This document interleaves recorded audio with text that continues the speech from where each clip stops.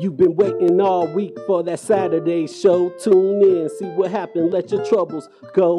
Work real hard, now it's time to take it slow. Kick back and relax with that Saturday show.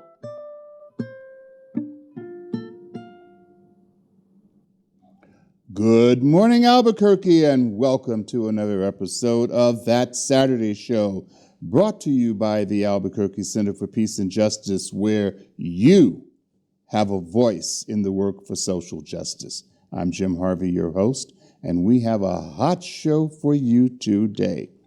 We're going to be meeting with Bex Hampton and discussing the soccer stadium that's on the ballot in November. Then later, we're going to talk with Stacey Burleson of Women in Leadership as we observe Domestic Violence Awareness Month. Then we're going to get some poetry from Bill Nevins. And as we also observe Hispanic Heritage Month, we'll be talking with State Senator Linda Lopez. And don't forget, you're going to get good news from Hassani Olojimi. COVID cases continue to rise in the Confederate States, resulting from the fascist leadership in those states. The Fascist Party, formerly known as Republicans, smell blood in the water from Afghanistan, and they attack the generals and the president for that withdrawal. PNM and Avangrid continue their plans to merge and bring us substandard services. Better buy those generators, folks.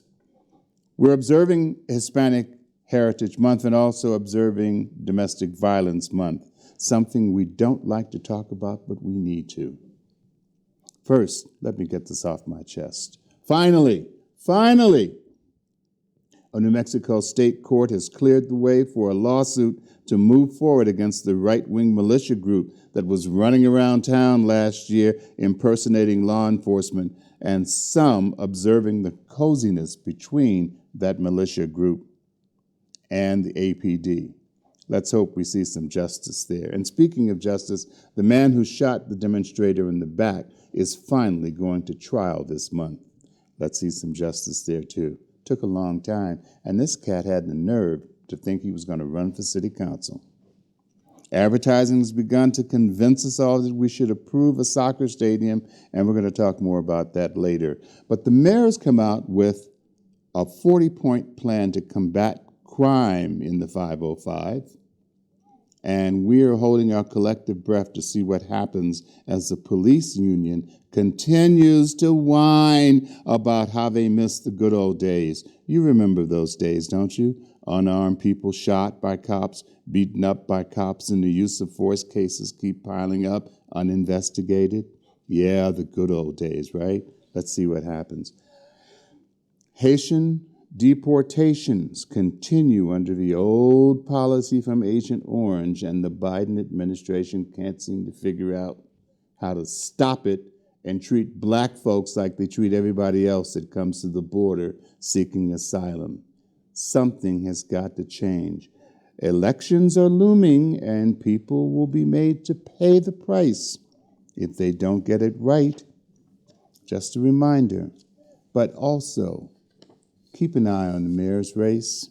We've got a lot at stake there. Go to good news. Hassani Olojimi, give us some good news for today. Thank you, and welcome to Good News. I'm your correspondent, Hassani Olojimi, and I'm Gugu for Good News. The goal of this segment is to inspire and uplift you, the viewer, with nothing but good news. Today, we have two stories from our very good friends at somethinggood.com. First, let's hear something good, worth more than 1,000 words.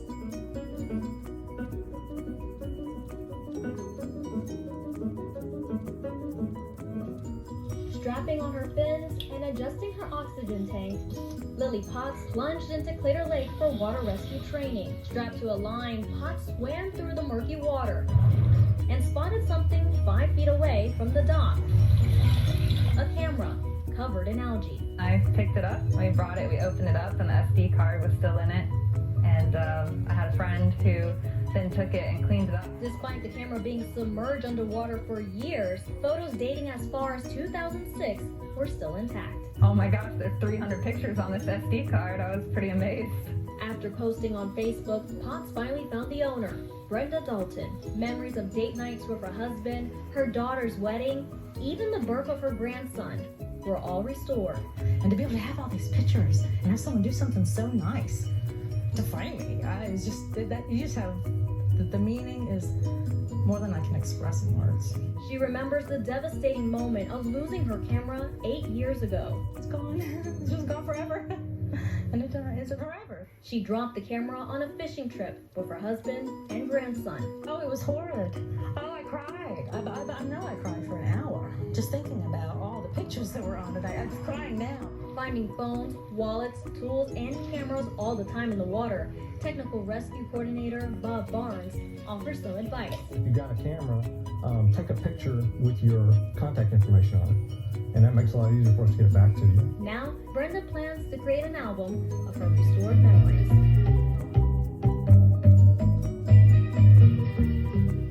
Now, isn't that good news? I remember I had to give up my career as a photographer. I kept losing focus. Okay. Well, what did Snow White say when her photos weren't ready? Someday, my prince will come. This one here. Well, let's move on and learn something good as we walk in another man's shoes. Let's take a look.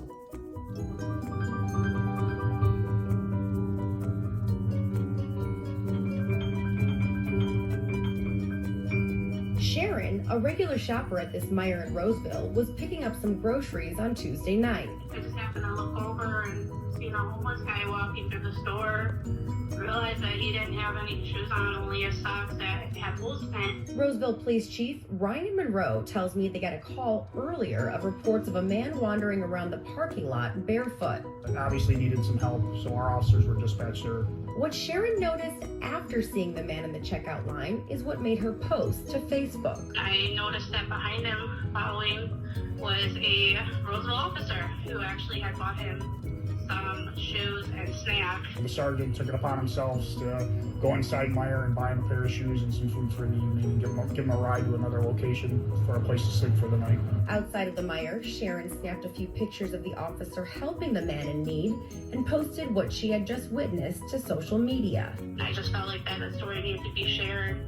With everything the way that the world is nowadays, we just need to show that there's still kindness and love out there. Isn't that good news? Bravo. Keep kindness in your hearts, everyone. Now, before we close, I want to share a quote from Positive Thinking.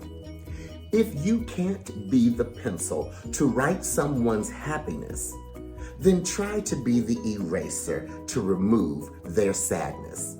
Hey, politicians, did you hear that? Texas, Mississippi, and now Florida.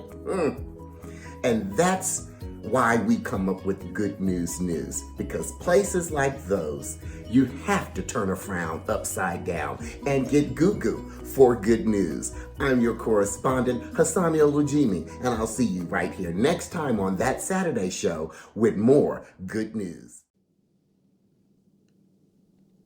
We always need good news, and we can always count on Hassani to bring it to us. Thanks so much, Hassani.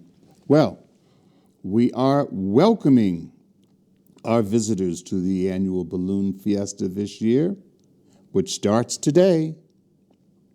And we want everyone in town to let's do our best as these thousands of people converge on Albuquerque. Let's make them feel welcome. It should be a wonderful festival. Speaking of festivals, last Sunday, Peace and Justice Center had a booth at the annual Akimatsuri Japanese Festival. And they missed last year because of COVID, of course, but they were back in great numbers this year with wonderful music and exciting entertainment and exciting booths and demonstrations of all sort. And the Albuquerque Center for Peace and Justice, for the first time, had a booth there, and we got lots of attention, made wonderful new friends, connected with wonderful old friends, and had a great time doing outreach. We look forward to doing it again next year. All right, now, something is happening with the stadium business.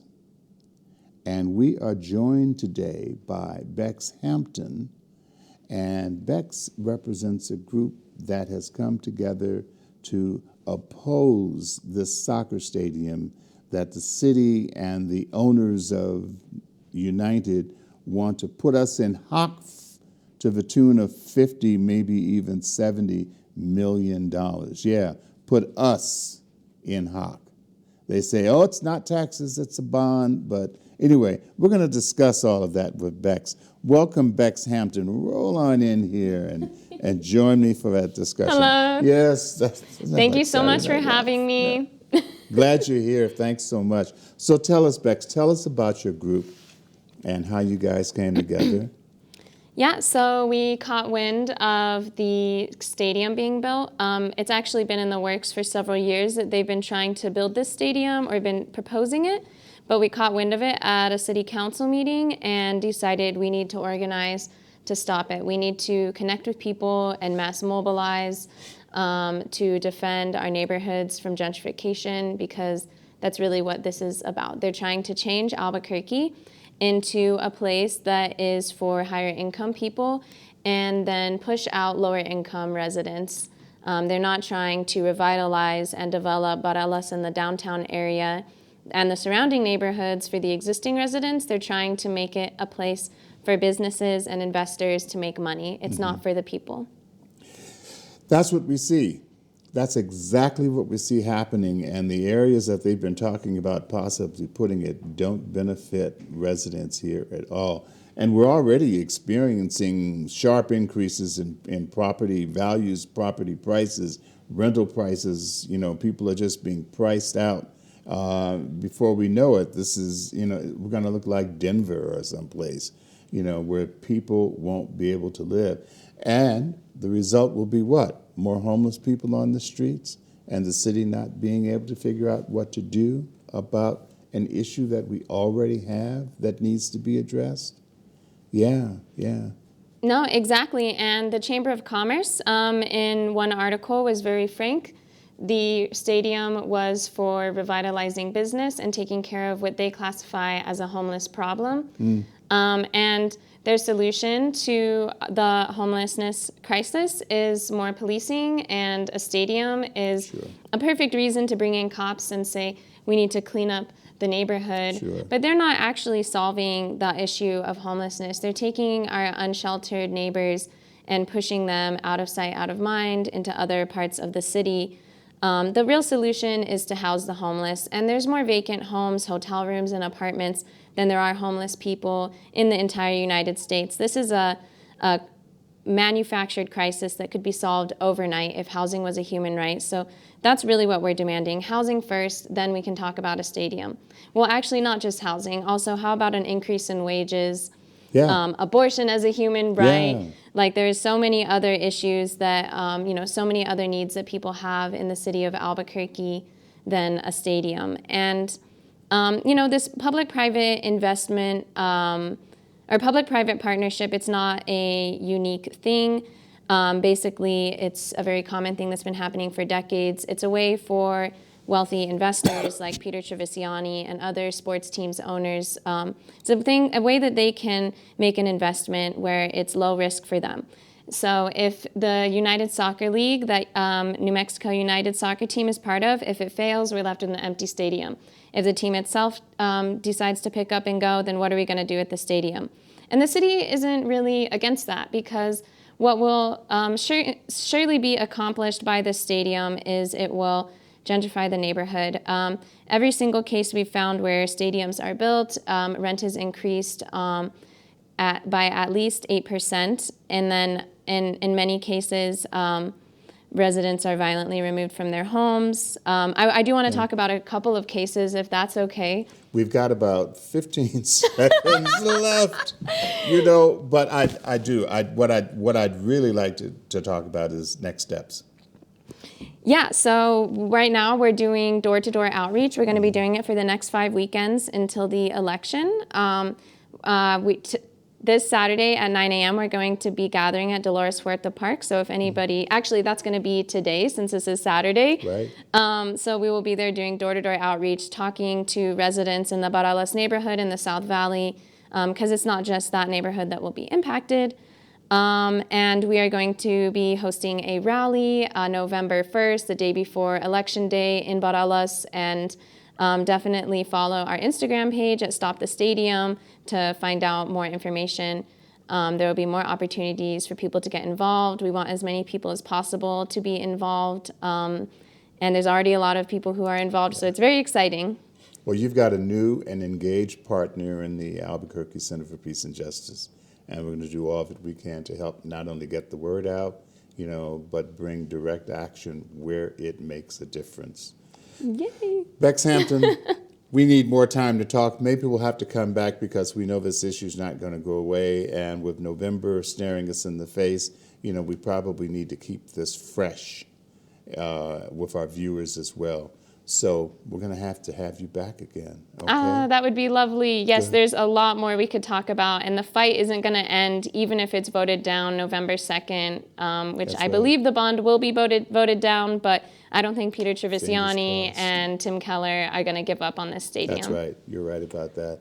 Thanks again. Thank you so much for being here with us on That Saturday Show. Thank you. All right. We're back at That Saturday Show. And this time around, we are honored to have with us the magnificent Stacey Burleson. Stacey is the founder and director of a dynamic new organization called Women in Leadership. And there's a lot of personal motivation behind why this organization came into existence. And so we're going to get Stacey to share a little of that. But with this being Domestic Violence Awareness Month, it's time that we talk about a subject that a lot of people don't want to talk about and that a lot of people need to talk about, and that's domestic violence. Stacey, welcome to That Saturday Show. Thank you so much. Thank you for having me. And yes, that is correct. My name is Stacey Burleson. I'm the executive director of a program called Women in Leadership, which is for any woman impacted by the criminal justice system directly or indirectly. And the reason how Women in Leadership started was from my own, I was incarcerated in the Department of Corrections in 2010 to 2016. And when I was incarcerated, my first day, my son was murdered. And then like 8 months later, my mother died of cancer. And so getting out of prison, I really didn't have anyone, my children were young. And so I wanted to start this program just to bring awareness to what women are going through while they're incarcerated, and also to build a support system of all the things that I need. And so, yes, that is right. This is Domestic Violence Awareness Month, and I want to bring, awareness to this because I believe that, domestic violence is a woman's pipeline to prison. I believe that if I would have never been in a domestic violence relationship, that I may have never entered the Department of Corrections. I honestly believe that deep down in my heart. And if you just look at the statistics, they show that, about 60% of women that are nationwide that are in prison, 94% of those women have been affected some way or another by either sexual assault, domestic violence, in some nature, right? And most women, if you talk to most women that are incarcerated, they will tell you that most of their crimes was because of their partner, right? Because they felt pressured into it. They ended up getting hooked on drugs because of their partner. And then they ended up, committing crime, which ultimately, led them, to prison. And that's why, I want to bring light to this.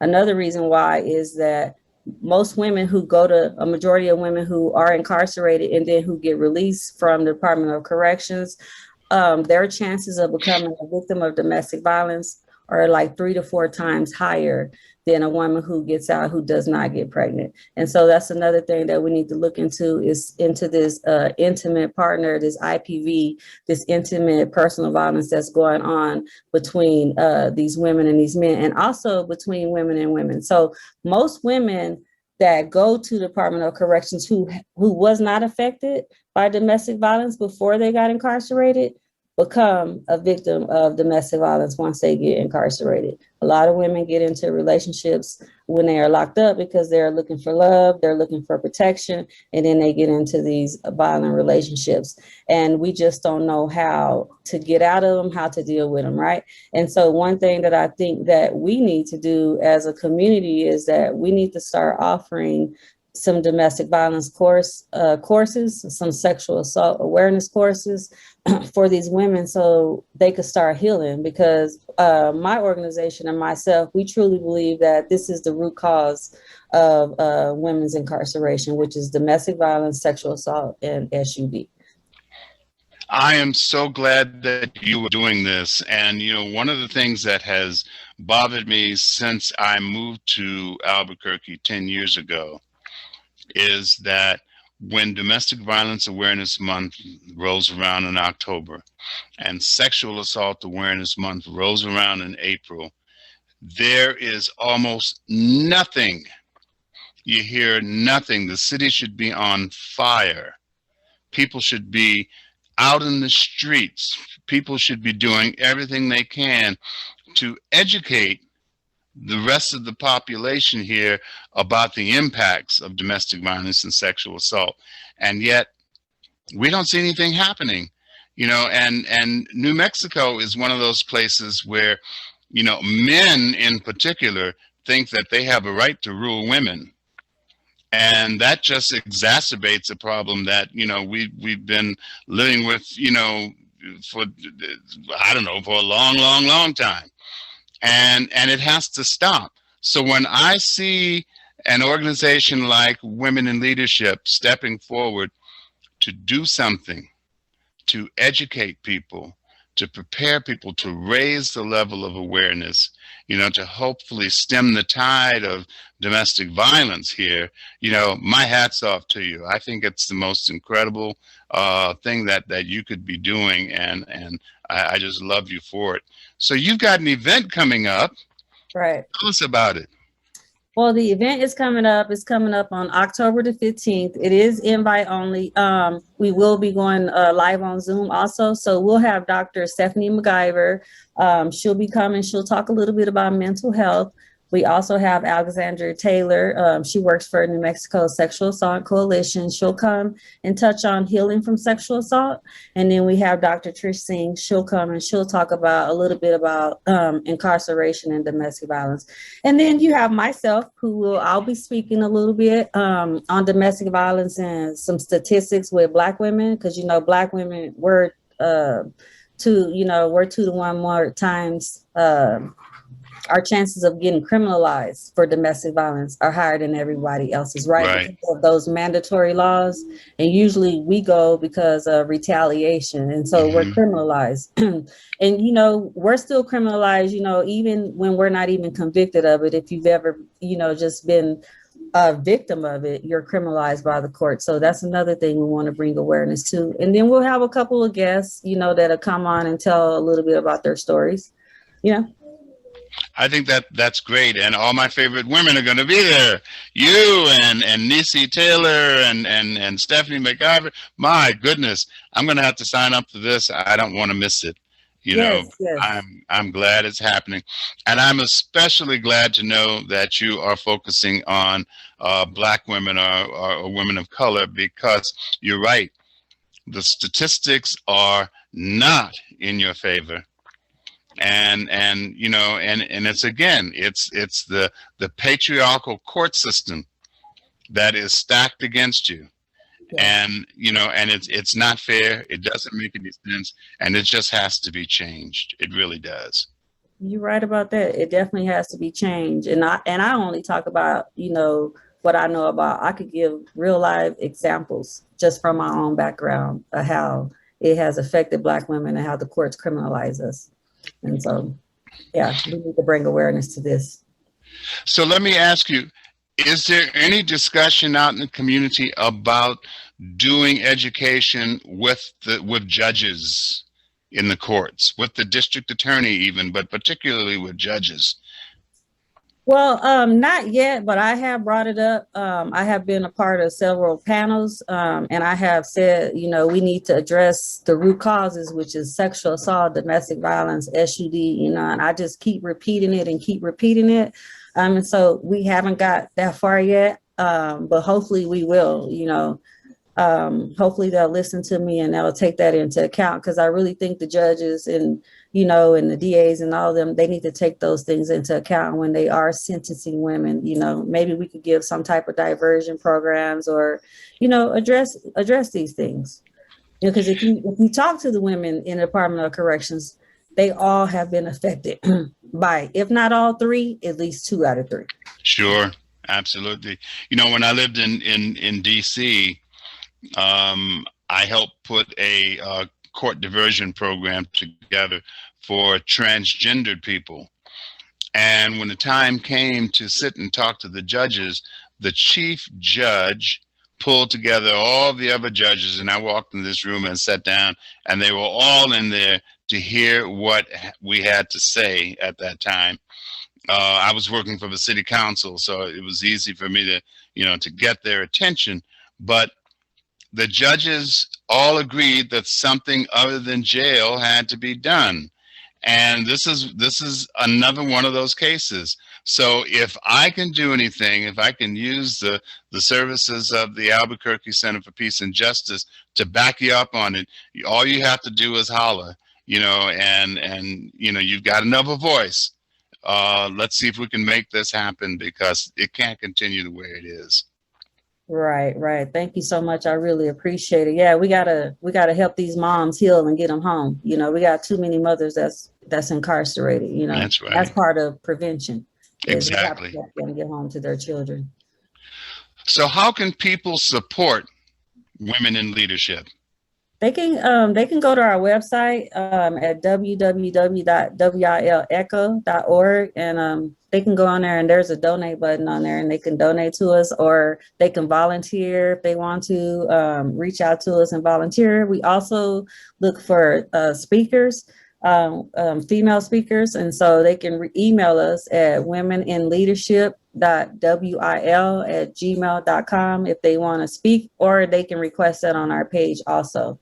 So we always need, help. We need educators. We need, people who can teach different skill levels, because we're like we're not the experts, right? So we're kind of, we look for what the women need, and then we have to find the experts. And so that's what we need the community for, is to come in and help teach women these things, being incarcerated, and women who have been victims of these types of crimes, we tend, our self-esteem is low, we tend to think that, we're just no good, and women who are coming out of incarceration, our skill set is kind of different from everybody else's, especially when you've been committing crime. So, we need people to help us, get ready for society, use a computer, use a cell phone. Some of us have, don't know how to do those things. When I was incarcerated, we still had pay phones, Right. It was new to me when I got out, right? And so when women, we need a little bit more care. We need to sometimes be held hand in hand and guided to everything that we need to do, because sometimes we just can't function. We can't, we get overwhelmed. So we need a little bit of patience, some empathy, some sympathy, compassion, go a long way. Well, I'm a fan of women in leadership. Thank you. And I'm going to be a supporter in every way that I possibly can. We're going to be sure to put your website up on the screen so that everybody can see it, and everybody will be moved to do what they have to do to support women in leadership. And especially during this month of domestic violence awareness, we want to do everything we possibly can to help turn things around. Stacey Burleson, thank you so much for being on the show. the best of luck to you. And as always, all you got to do is give me a call and I'll be there. Thank you so much. Thanks for having me. All right. Take care. Go sign up. And everybody stay tuned for the link. Yes, absolutely. Thanks again. You're welcome. Have a good night. You too. And we're here at that Saturday show. And we are joined today by the incredible poet, Bill Nevins, who has taken time out of his schedule out there in the hinterland to bring us some of that magnificent poetry that he writes. And we're asking him to just take a moment and share some of these beautiful writings with us. Bill Nevins, welcome to That Saturday Show. Thank you so much, man. It's great to be here and looking forward. Now, you guys said that you'd like me to read, mix it up, little poetry about politics and Albuquerque. So we're gonna roll. Great. Have at it. Yeah, we're gonna be all bad. So I want to dedicate this reading to our dear friend Alan Cooper, who is resting up in the VA hospital right now. He's catching his second wind. Mira Masaya, querido camarada, seguimos adelante a través de la niebla fascista. Hasta la victoria siempre, mi comandante. Thank you. First poem, Utah Phillips for the IWW. That soldier fighting mad, dead, drunk, in tatters from another awful war woke up in Amon's good school where he found peace, telling us his stories as we laughed, cried, cursed, and rose up out of our comfort zones, shouting, "Revolution! You gotta mess with people," he yelled, wheels turning, rails rattling, rebels wobbling. "You're either a worker or you're a boss, brother," he said as we drove down Albuquerque's Central Avenue through Nob Hill towards the International War Zone. Don't let the bosses cut you off from your allies. Don't call them yuppies. They're workers too. And so I learned solidarity from Utah Phillips, who shared his Folk Alliance Conference hotel room with a half-dozen real hobos, happily bubbling mulligan stew with green chile, singing dreams of Joe Hill that night.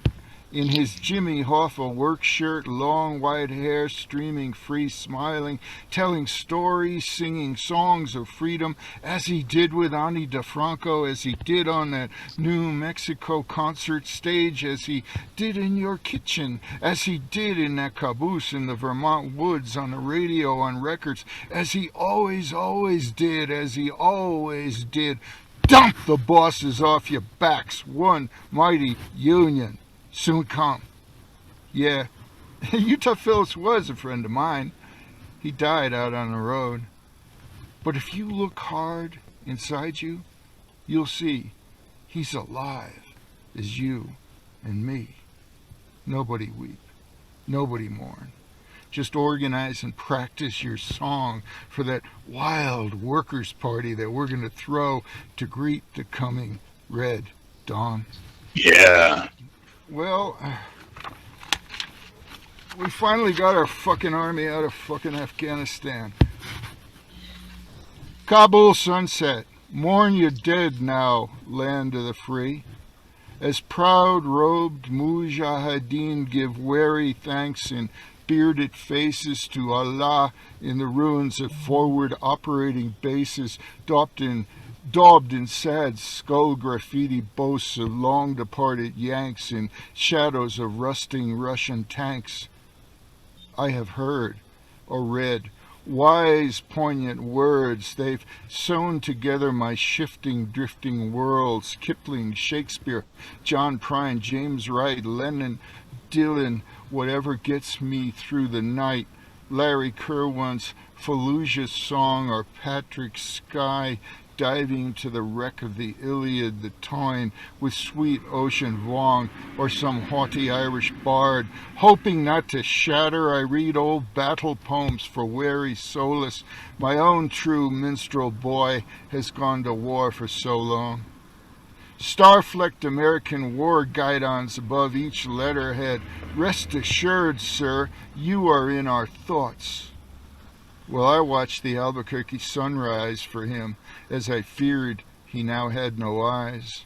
That awful morning long ago when he fell. I was a foolish dad, for he saw, I know. Went mad a month, and as I wrote frantic lines, Dover bass and other cries, bitter sighs, I knew he was dead. We've gone near years now to these coronavirus times, changed utterly, as old man Yeats said. Do old poets ever heal as nations move on? In Marigold's sunset blaze of a Sunday of the beloved dead, when all holy red sun banners had finally set and the dark came to wrap our mortal souls, Spanish prayers were said. And yes, at peace we are, he and I, these many years of peace dropping slow, these years of a war that should have ended long ago. Great piece, Bill. Thank you. You got one more for us? Un canción, porque gabacho sueño. The iguana who winks, the old man who thinks, peeling green chiles, stringing ristras of red. Never talk to La Jolla. Say your prayers before bed. Celebrate San Patricio and Santana's guitar. Wend this road many years on, whistling gypsy rover over the hill. No, there'll be no Spanish goodbye song. Caminarnos a través de nosotros mismos, per siempre encontrándonos con nosotros mismos. Panza llena, corazón contenta, gracias a Dios y la buena cocinada. I remember those tears, those laughs.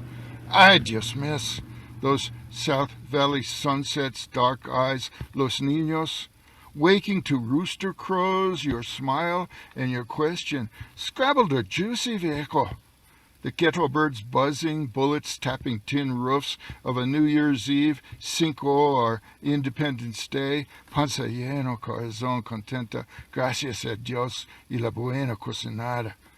Black widows lurking, pit bulls lunging, penitentes chant tequila shots, weddings, Good Friday pilgrims climb Tome Hill, mad dog stares, black berets, smoky mota, flaunted bling, hidden guns, enchiladas, and bad Shiva. Slinging hay bales, breathing soft through warrior sweats and failing to learn how to make adobe bricks, funerals and limpias, the healing light, the curandera's poetry, mad as midnight, and candles lit for the newly dead, the prayers that were said, as all prayers must be said. Panza llena, corazón contenta, gracias a Dios y la buena cocinada. That's for, dedicated to my dear buddy, Keith Sanchez and Stoic Frame, homies till the wheels fall off. You've been graced by incredible writings from the incredible Bill Nevins. Bill, thank you so much for sharing your thoughts and sharing your art with us. And there they are, Our Way, poetry by Bill Nevins and Bill Nevins. Wow. Heartbreak Ridge and other, great, and other poems. And we can get these, where can we find them, Bill? They are on Amazon, if you want to buy them there. You can order them directly from me. You can find me on Facebook, Bill Nevins, or you can buy them from local bookstores. Many of them have them. All right, peace and blessings. And we're back at That Saturday Show. I'm Jim Harvey, your host, and we are honored today to have with us the esteemed State Senator Linda Lopez, who represents the Southwest and South Valley portions of our city and the state. And it's important to note that the single mom is the first woman to have been elected to represent her community in the state legislature. She's been there 25 years and doing incredible work. And she keeps her ear to the ground in terms of what's happening out here. And so today, as we observe Hispanic Heritage Month, and I don't know how this part in September, part in October thing happened with Hispanic Heritage Month, but we'll take it so that we can take the time to shine the spotlight on some of the incredible accomplishments of the Hispanic Latino communities here in New Mexico, here in Albuquerque, and around the country. And so having Senator Lopez on with us today is just a huge plus. Welcome, Linda Lopez. Well, thank you so very much, Jim, and I'm so honored to be here with you and your viewers today. I appreciate the opportunity and see how should I say our conversation and share some information, hopefully that maybe can inspire some more members of our community. Great. So, Senator, I know we're against another legislative session in January. And I was just wondering if there is anything in particular that you've got your eye on that we should know about. Well, even though it was a 60-day session this past year, I mean, it's not past year, but this past session in January through March, we were doing the COVID version of it. Right. So it was very different as to what we were doing. Between the Senate and the House, the Senate, we were there in person certain days. The House primarily was virtual. So it was very different and very unique what we did. But we were able to get some really wonderful legislation passed. But some things were still left on the table. We did the New Mexico Civil Rights Act, which is important when we talk about police accountability and other public officials, whether it's in the city, state, or municipal governments. So public officials can still be held accountable. It's a qualified immunity issue. Right. I've been honored to have been appointed to serve on the Governor's Racial Justice Advisory Council. And there are several measures that we had forwarded to the Governor's office for consideration. One of them, of course, is still the I call it the perennial in some aspects, and the anti-institutionalized racism bill that's been introduced. I hope to bring it back up again this year. So it'll be the 11th time that we bring a measure forward, whether it be in a memorial form or in a. So I know the governor has expressed her support for it, but again, we're in a 30-day session. So with a 30-day session, it's what's on her call, and primarily it has to be focused on budget issues. But as we say, TBD, to be decided. Right. So that's one particular issue. Another one, of course, there was some, as part of our discussion on that council, we were talking about what we do with regards to, again, to police accountability. So we still have some measures that may be brought up, again, for the governor's consideration, if it goes on her call, or what could be maybe in her a package that she's putting together with regards to law enforcement and some other concerns that are raised about crime in our communities, not just here in Albuquerque, but across the state.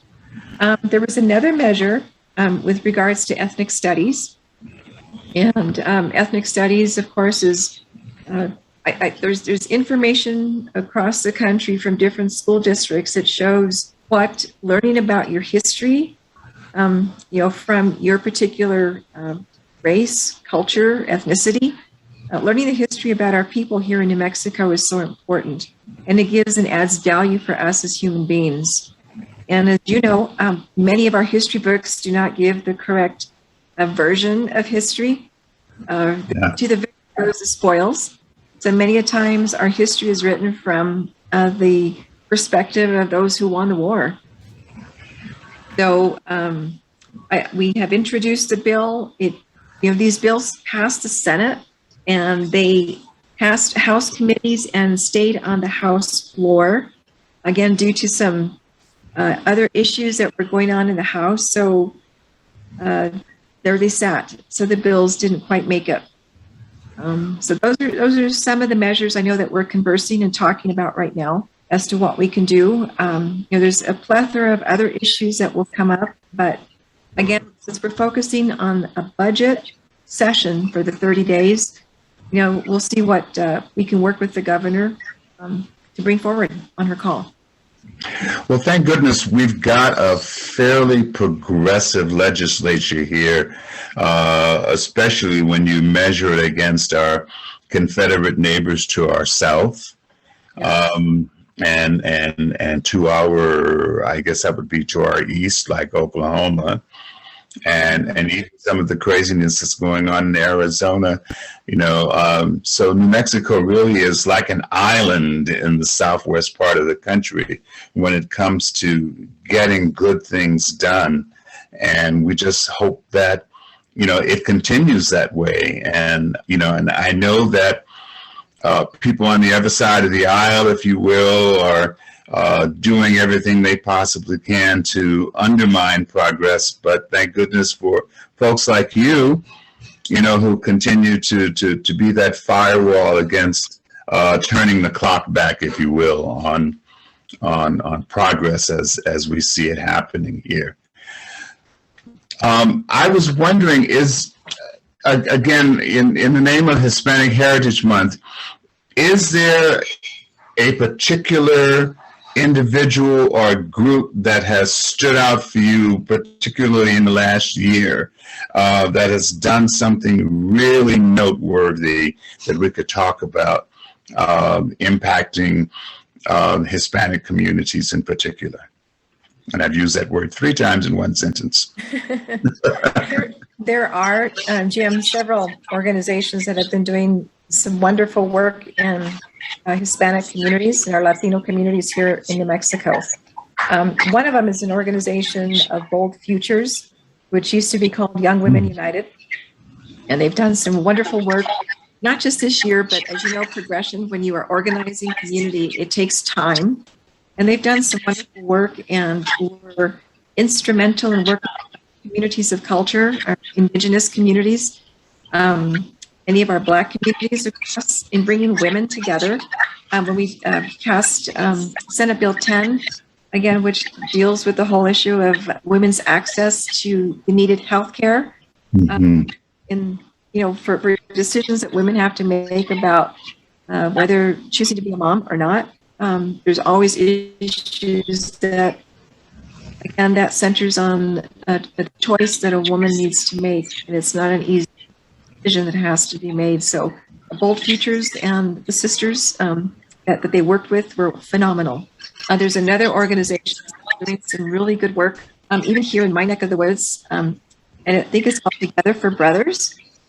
Chris Ramirez and others have been doing some wonderful work, outreach, to our Latino young males, giving them opportunity, the tools that they need to be successful as we move forward and creating community. Those are a couple of the organizations that come to mind because they've been active. In fact, I know that Together for Brothers and others have been working for the bus fare issue. And the city council just passed that, at least for this next year, for there's no charge. That's right. I think that's wonderful, and it has value for a lot of persons in our community, especially for students, as you're trying to travel from one end of the city to the other for employment, to go to CNM, UNM, or wherever you need to be going. So those are just a couple of entities, and I know that they Bold Futures is statewide, so I know a lot of the work that they do is phenomenal. And Together for Brothers, I know is working in Albuquerque, but I know that Chris and some other, how should I say, coal supporters, I know expanded across the state. That's great. That's great. Yeah, we've done some work with Together for Brothers as well, and Chris Ramirez is and his group are just they're so much on target with dealing with critical issues out here. So the mayor has released his 40-point crime reduction plan, and I was wondering if he had any discussions with you about that. There's some things that I'm going to mention, in other parts of the show today that I noticed in that plan, and I was wondering if you had a chance to look at it. I was honored. The mayor did invite me to participate in those series of meetings that they had there at the Albq Museum. I did miss a few of them just because, we're all so busy and stretching our schedules. But what I appreciated about being, one of the participants in the meetings is that there's a focus on what we need to do with regards to, it's called prevention and intervention. And I know those are some of the measures that is part of that plan that's sitting out for us to look at for community. And as I've mentioned before in committee hearings, and I just mentioned earlier this week, we didn't get here overnight. The issues that are existing in many of our communities, and even here in my corner of the Bernalillo County, we didn't get here overnight. There's a lot of intervention programs, a lot of resources, and to me, it's the person-to-person communication that needs to happen. The value of our families, supports that our families do need. We know some of the initiatives that we just had a conversation in committee today, yesterday also with the behavioral health department that I call for the Bernalillo County, and what they're doing with the monies that we taxed ourselves with on crisis intervention teams that do make a difference. So that instead of calling an officer to come and respond, there are some phone numbers that persons, and we need to share that information too, of where families or persons can call, so that there's someone who can come and do what I call a triage and see if somebody is having a mental health issue. And instead of having an officer come, you can have the professionals show up and address and try and help the family or that person in need. And I know that's some of the, I guess, suggestions that are being made by the mayor's office. And of course, it all takes money. So to be seen what comes up with, again, the state, we have a nice chunk of change, over $1 billion, that's sitting there for us to see what we can do. Right. To utilize and place those monies where I think they can benefit our communities the best. They're one-time money, so it's not a reoccurring money, but you can sure make a big dent in a lot of programs and services that we do need. And there's a plethora of other issues, but I'm still reviewing some of them, and I know my colleagues are too, just to see what maybe we can wrap our arms around at this point, and then see if there needs to be maybe some more thought put into for the 60-day session, when every bill and anything can be introduced at that time. And you don't necessarily have to ask permission of the executive. So we've got about a minute left, and in that time, I'd like to give you the opportunity to be instructive to us by giving us some ideas in terms of how we can get behind initiatives and legislation and other actions that you in particular are proposing. Because we know that our senators and our representatives in the legislature are only as strong as the people behind them. And we want to continue to be behind you. So just, give us some ideas in terms of how we can be better at backing you up. Ending our program today will be Malamanya, and they're back again with Esta Vez, a wonderful piece of music that we hope you'll enjoy. Thanks for being with us.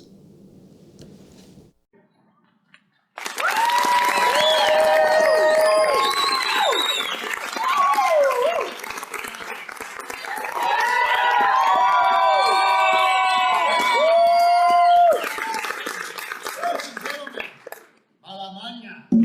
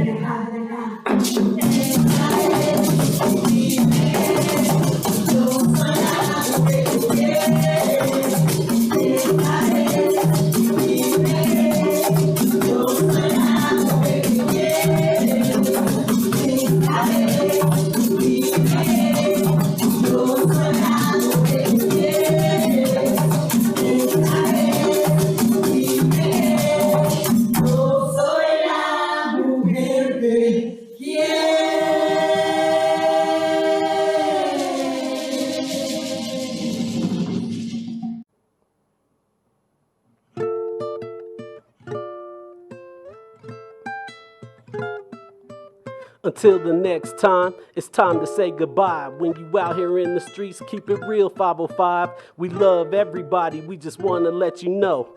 Thanks for tuning in to That Saturday Show.